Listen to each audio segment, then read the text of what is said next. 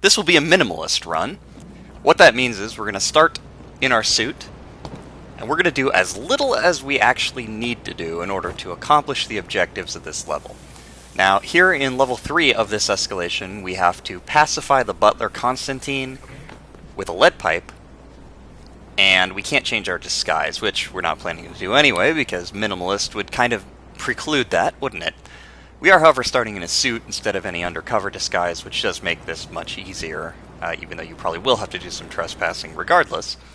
But we're not going to worry about that. We're just going to start over at the chapel. We're going to work our way around so we can get downstairs without being spotted by the guards. Because what we need to do first is, of course, get a lead pipe. And there's only one on the map that I'm aware of.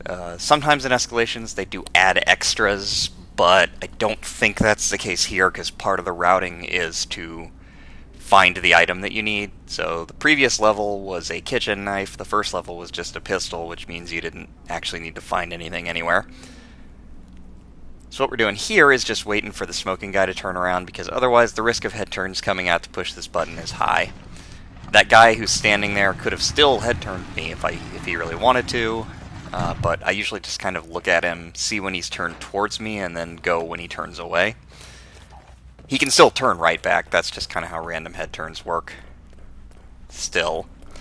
Anyway, we have the lead pipe, we just picked it up out of that room, and now all we have to do is get to the butler. Which sounds hard, but is actually probably the easiest part of this. Avoiding the head turn there at the start, and then the part at the end where we actually knock the guy out, are the difficult parts of this. All we really have to do now is sneak across the helipad like we just did. We can be very bold about this as long as we're crouched. Just keep rolling.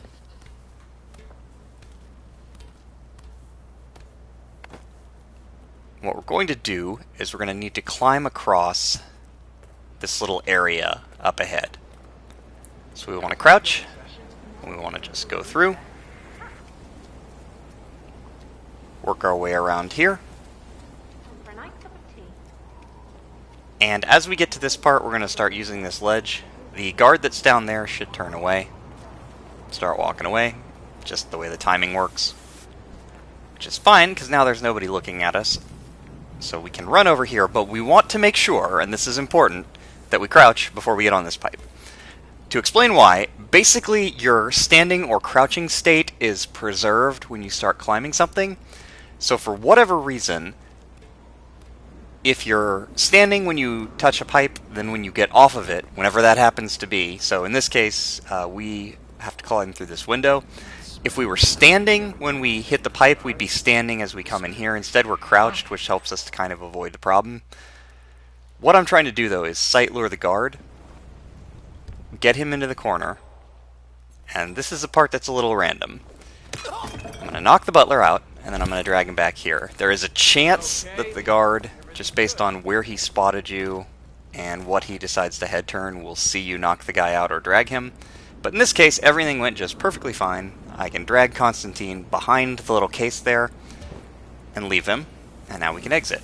Now you might be wondering, won't the guard who's walking right back to that case spot his body? For some reason, no he doesn't, and he turns around and leans against the case and starts looking at his phone, which means he's no longer looking at the body at all. So he won't spot it.